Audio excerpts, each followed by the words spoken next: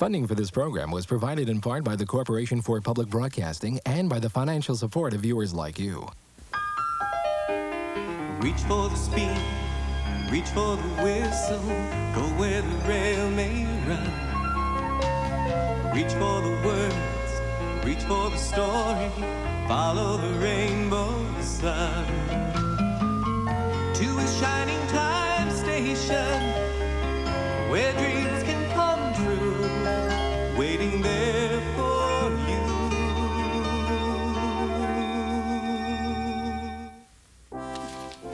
Stacy, I don't care what you say. I'm voting to re-elect Osgood Bob Flopdinger for mayor. Now, Midge, there are still so many things that the mayor hasn't talked about. That's because you only agree with yourself. If you agreed with me, then it would be 2 against 1, and we'd win. Oh, Midge, but there are so many problems here. Now, what does that have to do about anything? Everything. Oh, Midge. Oh. Hello, Mr. Conductor. Stacy, are you going to, tell Midge that she can't come to the station anymore? Why would I do that, Becky? Because you just had a big fight. Oh, no. Just because Midge and I don't agree, it doesn't mean that we're still not friends. And we do agree on the most important thing, and that's the vote. Because a vote is power, only if you use it. I just wish I knew more about the mayor's opponent. He's a very mysterious figure. I know. I've seen his picture, and he looks awfully familiar. But what's wrong with Mayor Flopdinger? He's always been nice to us. I think we should vote for him. Oh, the mayor is a nice man, and he's very honest, and that's very important for a politician. But he hasn't been talking about the issues, and he hasn't been listening to people's complaints, and I think that that is a big mistake. Yes, it is, but it's hard to admit when you've made a mistake. Look what happened to James, the big red engine. James isn't running for mayor, Mr. Conductor. No, he's not running for mayor, but he is running too fast for the freight cars. Come on, I'll tell you what happened. James was enjoying his life on the island of Sodor, but he still had a lot to learn. You're a special mixed traffic engine, said Sir Topham Hatt. You can pull coaches or freight cars quite easily, but you must learn by your mistakes. James knew what Sir Topham Hatt meant. He could well remember that dreadful accident on his first day. Be careful with the coaches, James, said kind little Edward. They don't like being bumped. Everyone came to admire James. I'm really a splendid engine, he thought, and suddenly let off steam. Whoosh! A shower of water fell on Sir Topham's nice new top hat. Just then, the conductor blew his whistle, and James thought they had better go. Go on, he puffed to Edward. Don't push, replied Edward. The coaches were grumbling too. Don't go so fast, don't go so fast. But James didn't listen.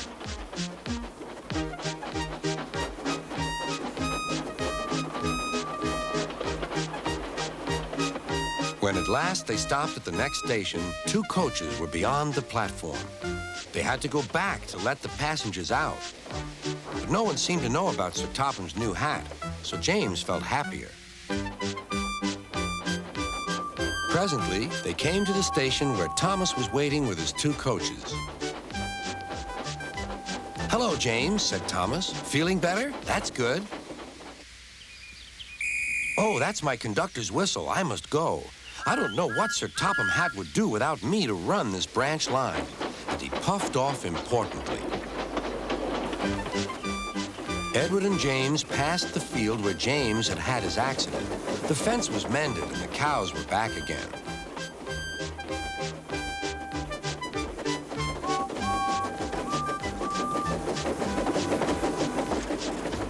They ended their journey and rested before setting off for home. James was still wondering what Sir Topham would have to say about his new hat.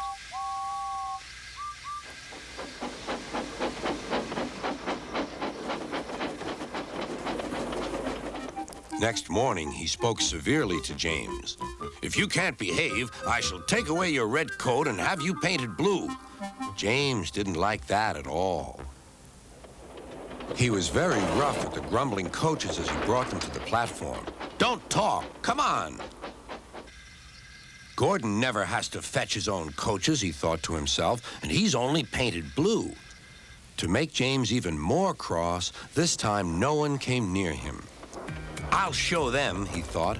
They think Gordon is the only engine who can pull coaches.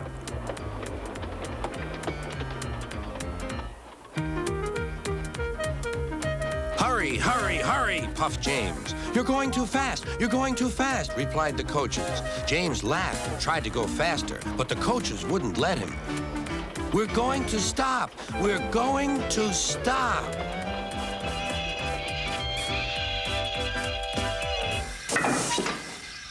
What's the matter? James asked his driver.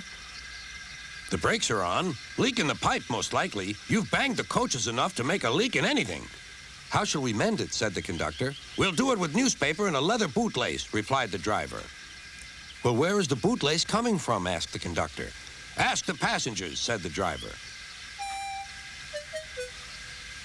You have a leather bootlace there, said the conductor to a smartly dressed man. Please give it to me. I won't. Then I'm afraid the train will just stop where it is. The passengers all said what a bad railway it was. Then they told the man how bad he was instead. Everyone was very cross. At last, he handed his laces over. The driver tied a pad of newspaper tightly round the hole in the brake pipe, and James was able to pull the train.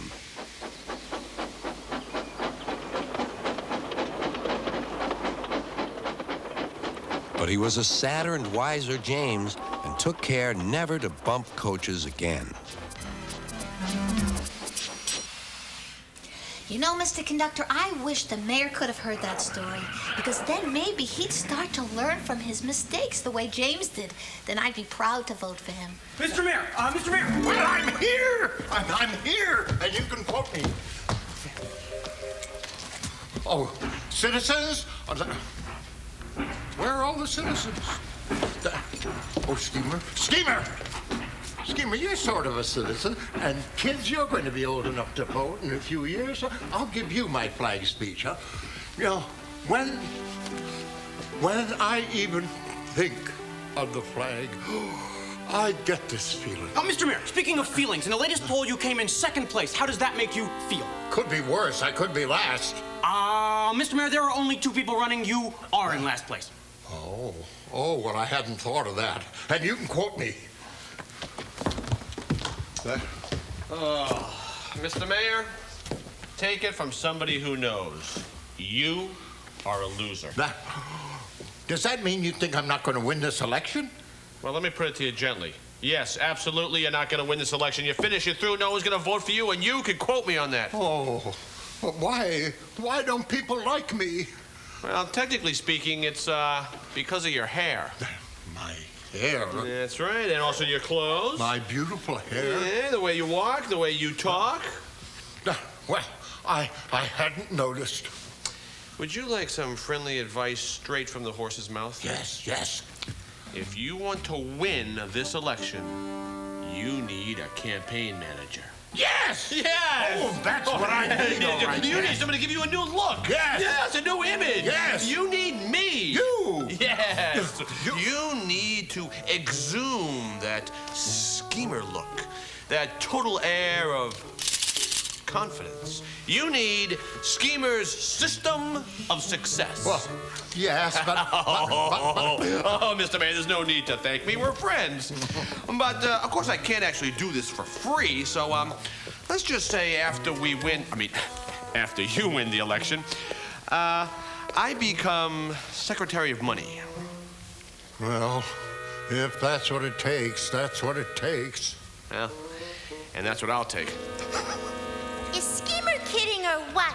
He doesn't know anything about getting the mayor elected. And how good could the mayor be if he just hired Schemer? All right, let's get some Schemer buttons around here, too, not just the flop dinger ones. And let's keep the blue in the blue pile, the yellow in the yellow, and the pink in the pink. Oh, speaking about being in the pink, it's the Honorable Mayor. Take a look, everybody. This man has success written all over him. Schemer, I told you your clothes were going to be too small for me.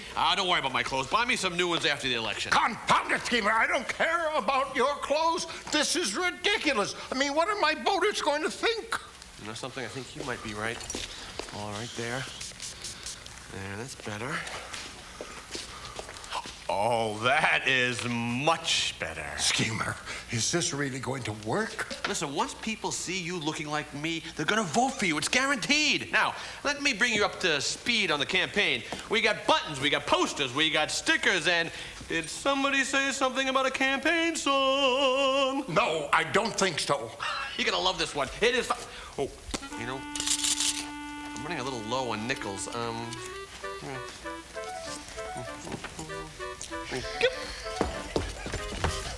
You're gonna love it.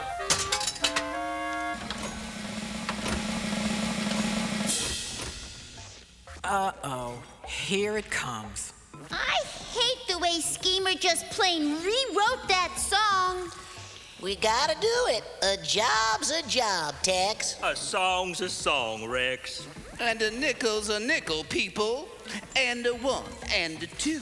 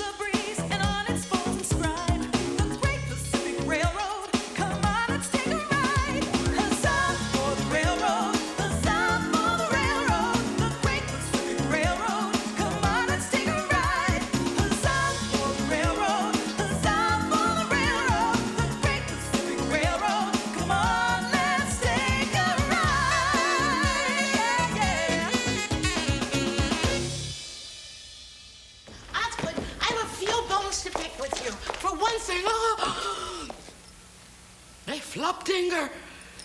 Is that you?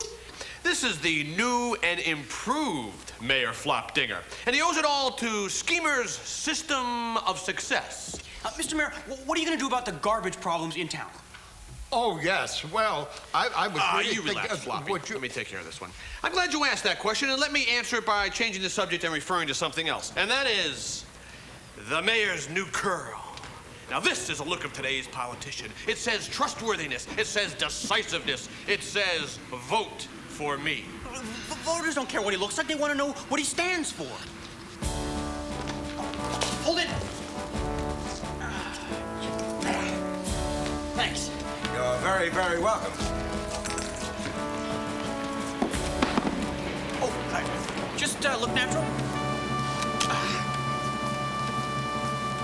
My fellow shining timers. Hello. Some of my enemies have asked, why am I running for mayor of this great town of ours? What enemies? So, thank you very much, and now it's on to City Hall.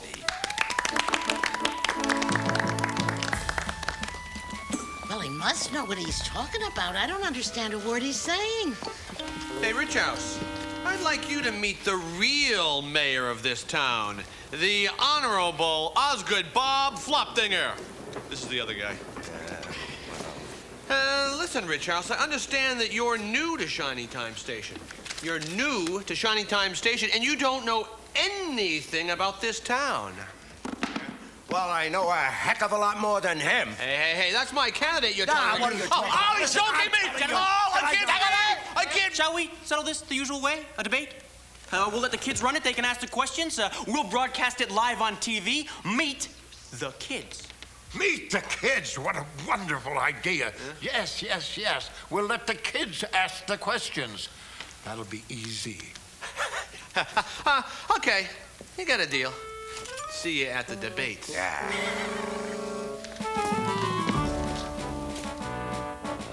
I want to ask the mayor about our playground. Then I can ask him why the library isn't open longer. Mr. Conductor, need some help? No thanks, Kara. This is what you get when you lose control of your own hot air. You get all puffed up like some of these politicians around here. Do you guys think the mayor's gonna lose the election? I know he'll lose with Schemer helping him. What do you think, Mr. Conductor? I think this reminds me of a saying we have on the island of Sodor. We say every engine has to pull its own freight train. Why do you always say that? Because it's true. Look what happened to James. He learned about it the hard way.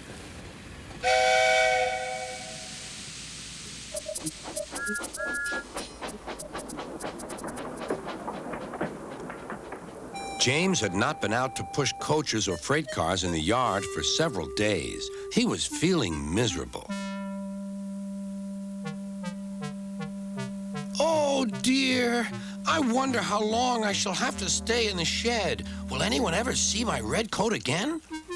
Why did I go so fast that I made a hole in one of my coaches that had to be mended with, of all things, a passenger's bootlace?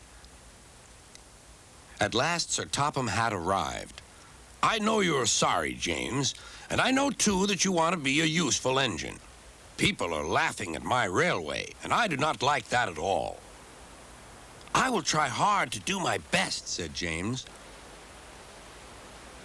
That's a good engine. There's nothing like determination. I want you to pull some freight cars for me. James was delighted and puffed away.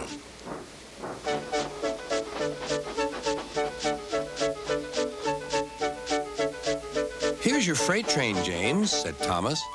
Have you got some bootlaces ready? And he ran off laughing. Oh, no, said the freight cars. We want a proper engine, not a red monster. James took no notice and started as soon as the conductor was ready. Come along, he puffed. We won't, screamed the freight cars. But James didn't care, and he pulled the screeching cars sternly out of the station.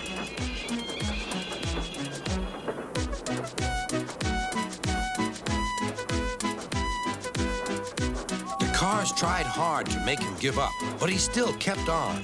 Sometimes their brakes would slip on, and sometimes their axles would run hot.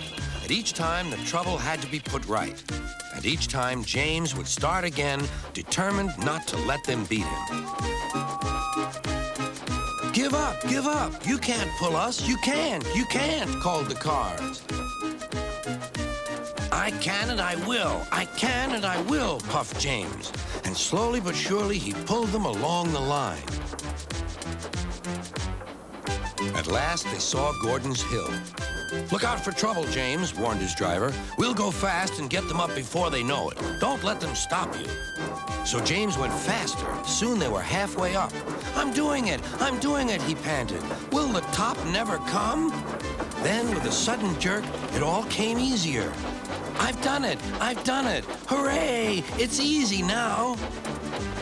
But his driver shut off steam. They've done it again. We've left our tail behind. Look. The last cars were running backwards down the hill. The coupling had snapped. But the conductor stopped the cars and got out to warn approaching engines.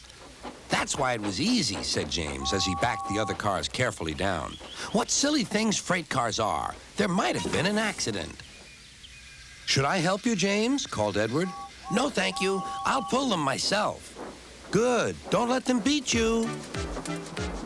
You're doing well, whistled Edward as James slowly struggled up the hill. I can do it, he puffed. He pulled and puffed as hard as he could. I've done it, he panted.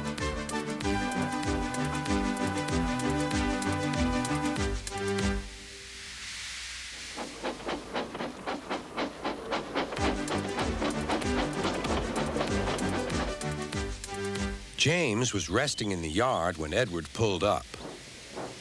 Beep, beep, he whistled. Then James saw Sir Topham Hatt. Oh, dear, what will he say? He asked himself. But Sir Topham Hatt was smiling. I was in Edward's train, and I saw everything. You've made the most troublesome train on the line behave.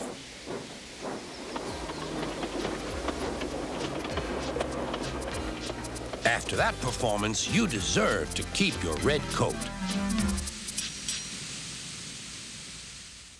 I like that story, Mr. Conductor. James beat the freight cars. He didn't give up. And neither should the mayor if he wants to win this election. But he'll never win unless he learns to pull his own freight train. Oh, I get it. You mean the mayor has to learn to run on his own without Schemer telling him what to do all the time. He has to take more responsibility for himself, or else no one should vote for him. Isn't that what I just said? Welcome to A Broadcast First. Meet the kids. Today's topic, the race for mayor. Good evening, and welcome to the Shining Time Station Debate. I'm your host, Ted Typo, ace reporter for the Indian Valley Gazette, and we'll start the questioning with Kara. Mr. Richhouse, how will you fix up the playground in the park? By making the hard choices and the tough decisions. How about you, Mayor Flopdinger? Huh? We'll build a whole new playground. Kids who want to play in it will pay Schemer a small admission fee.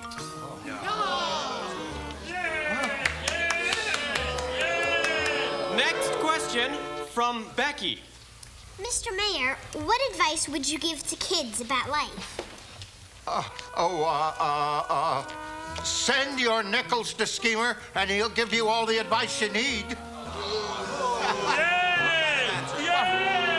He's telling me to say that. He's telling me to say that. I quiet. Quit. You quit? You can't quit, Schemer. You're fired.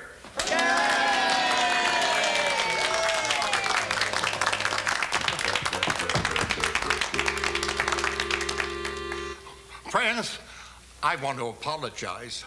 We're going to buy all new equipment for the playground. Yes, yeah. Now, I know I've been slow to start recycling, but if you re-elect me, I'll get right on it. But now listen, my biggest mistake was hiring that Schemer. Me, who's always saying things like, every engine has to pull its own freight cars. Yes, yeah, well, I know sometimes I seem distracted, but I really do respect all of you. And there. Thank you very much.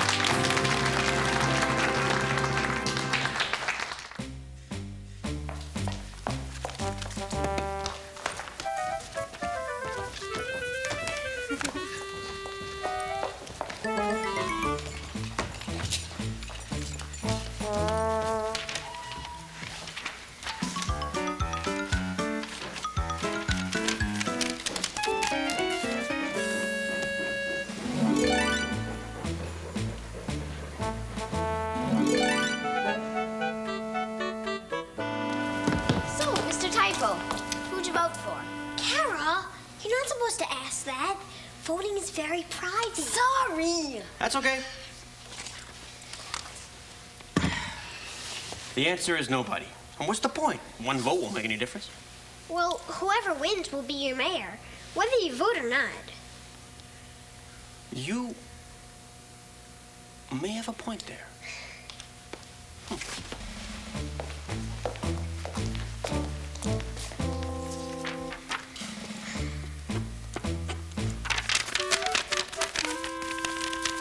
But I still say, it won't make any difference.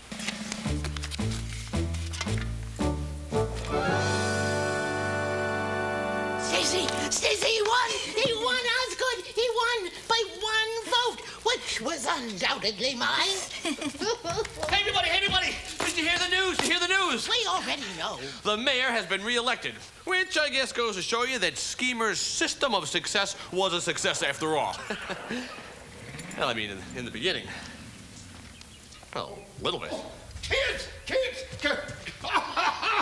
Jones, Miss Smoot? Yes. Oh, even Schemer. It was close, but we did it. We did it. No, by we, I mean I. Listen, I want to thank all of you. Well, most of you. Listen, and I promise to keep all of my promises. Oh, that's another promise. Oh, there's another one. Oh, dear, oh, dear. Looks like you kids were right. Not only did my vote make a difference, but everybody's did. All right.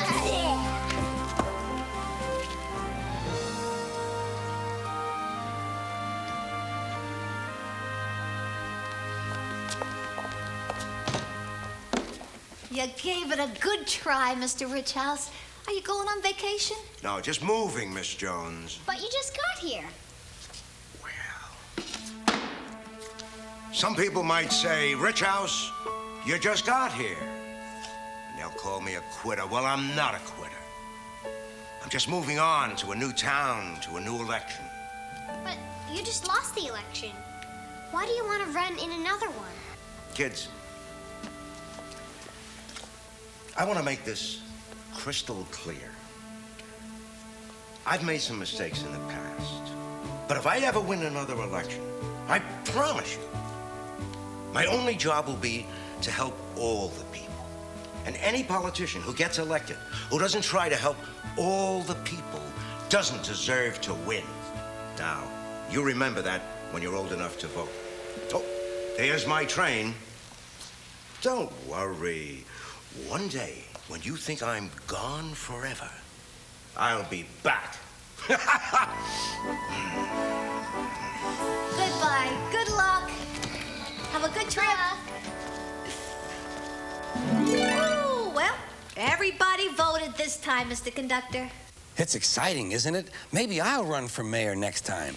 Oh, that would be great. And you could give speeches to big crowds. And do a debate on TV. And then if you win, you'd have a huge office where people come in and see you every day. And you'll never, ever be left alone. Hey, you know something? I think I'll run for mayor someday. On second thought, maybe I'll just go fishing.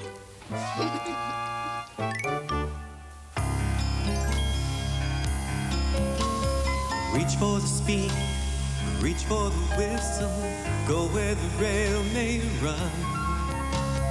Reach for the words, reach for the story, follow the rainbow sun. To a shining time station, where dreams can come true, waiting there for you.